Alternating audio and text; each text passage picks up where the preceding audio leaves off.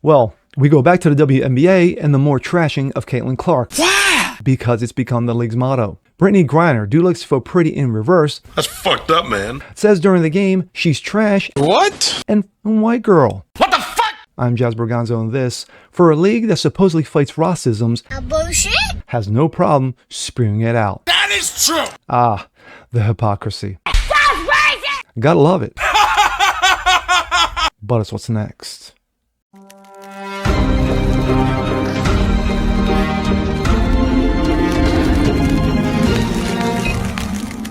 What's up, everyone? Jazz Berganzo, what's next? Your daily dose. Hope you guys are feeling good today on this Wednesday.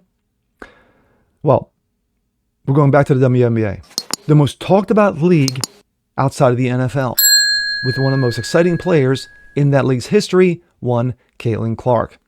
And of course, the league wouldn't be where the league is right now, wouldn't be talked about the way it is right now if it wasn't for Caitlin Clark. Oh, Caitlin Clark! And for her supposed rival, Angel Reese. Well, anyway, let's go back to the genesis of how this started. Go back last week. Last week, there was a game against the Indiana Fever and the Chicago Sky. Indiana Fever ended up whipping that ass by 30 points. But during the game, things got a little heated. There was a hard foul done by Caitlin Clark against Angel Reese. And of course, Angel Reese got all huffy and puffy and, closed fists and wanted to throw down. Clark, the bigger person, walked away from it and said it was a hard foul, nothing more. But they hit her with a flagrant one, and that's how it supposedly ended, right? Oh, no. This has been going on since she entered the league as a rookie, where she basically stunned the league in merch, in attendance, winning, the accolades outside of a title, and an MVP, which, of course, will be soon coming enough. But what does this have to do with Angel Reese? Not really. This has to do with another player, Brittany Grier. Now, for those of you who are unfamiliar with Brittany Grier, let me refresh. She was the WNBA player. Well, if you saw her, you would think she's a dude. But anyway, she was the NBA player who was caught in Russia, got put in the gulags, and got traded for a Russian mafia killer. Yes. Politics. How it just weaves its way through every little thing that we see, hear, and watch. But anyway, Brittany Grier, she got caught saying some things that she shouldn't have on the air, got caught, and then, of course, people are making, excuses for her. Gee, I wonder why. This, coming out of Outkick. Riley Gaines responds to Jemele Hill's personal shots in defense of Brittany Griner. Did I say Grier? If I did, my apologies. Former ESPN host Jemele Hill, known Rahcist herself, chimed in on Friday night after a video of Brittany Griner appeared to utter trash and white girl surfaced online the night before. Hill claims that Griner was instead shouting whack call. Hill then took several personal shots at Riley Gaines for sharing the clip of Griner. Quote, I get your whole personality is caught up in stuff like this, so you don't care about spreading misinformation.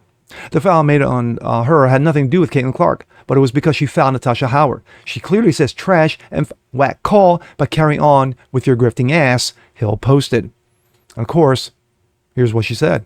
Fouls that we were talking about earlier today, or the ticky-tack fouls that we were talking about earlier today. You be the judge. The clip of Griner has trended on social media for nearly 96 hours. Outkick sent several requests for comments to WNBA and Griner's management team. We asked them to clarify what she said and towards whom the comments were directed. Unfortunately, neither party responded. And thus, so far, no one on the bench has come to Griner's defense. The reporters at the Griner's game on Saturday were asked several questions. None of them were focused on the clip. Gee, I wonder why. Nonetheless, the whack call argument is nonsensical. Look at Griner's lips in the clip below. Her last word was almost certainly girl. The word call is hardly even plausible. Someone posted on X, that's a very obvious G and not a C. Not even sure why people are saying call of all things. Somebody then chimes in, I dislike BG, but I think she said whack call? No response. Still, it was a nice try by Jemele. As for her personal criticism of Gaines, Riley responded to Monday's episode of on the Clay Travis and Buck Sexton show. Quote, I say bring it on, Gaines said about Hill to Clay. There's nothing about things that bother me. There's a lot of things that bother and scare me, but Jemele Hill and her personal and her professional race baiting isn't one of them. Bold, more willing to say what everyone already knows to be true.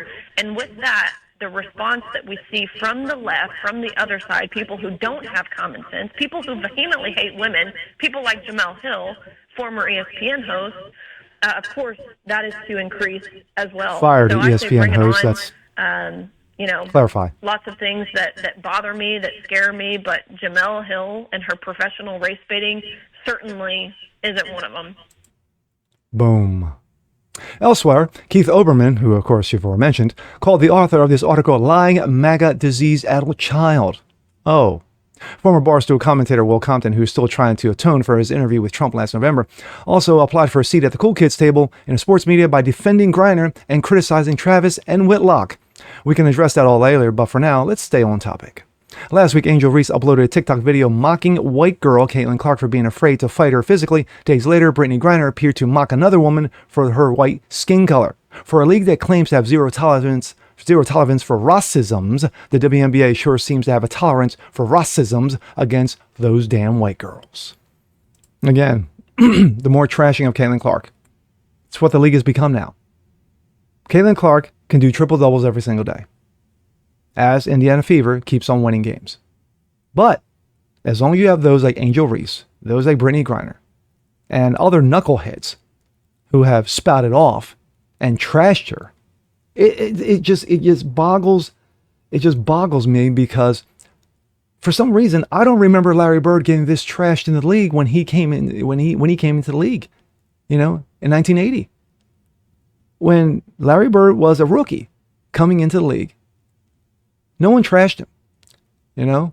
You had a handful of those who didn't, you have even on those on the Boston Celtics who, said, you know what, oh, this white boy from French Lick, he can't play. He can't play.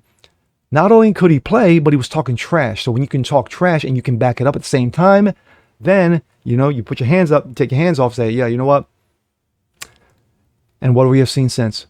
Every single league player, Hall of Famer, future Hall of Famer, great player who's played with Larry Bird over the years, against him and for him, said, you know what? This man's legit. That's why he's called the legend. But back to Caitlin Clark. Could Caitlin Clark be Larry Bird one day, be up there in the Mount Rushmore of great WNBA players? Who knew the WNBA even existed as a league up until 2 years ago? I'll wait. How many people were buying merch of the WNBA outside of lesbians? I'm being serious. I'll wait. You have men buying WNBA merch of Caitlin Clark. You have young guys sporting Caitlin Clark jerseys. You have little girls who look up to Caitlin Clark as a role model. They're not looking up to Angel Reese. They're sure he's not hell looking up to Brittany Griner. But the league continues to trash this woman for just being one thing. Great at her f***ing job. Oh, no. It's because she's white. The reason why she's so great. And with that being said, I'm Jasper Gonzo. This is What's Next. Want to see more like this? Please leave a comment below. Like it, share it, subscribe to it. Hit that notification bell so you guys don't miss a thing. Continue spreading the word about the show. Appreciate you guys watching as always. And we'll see you next time. Peace.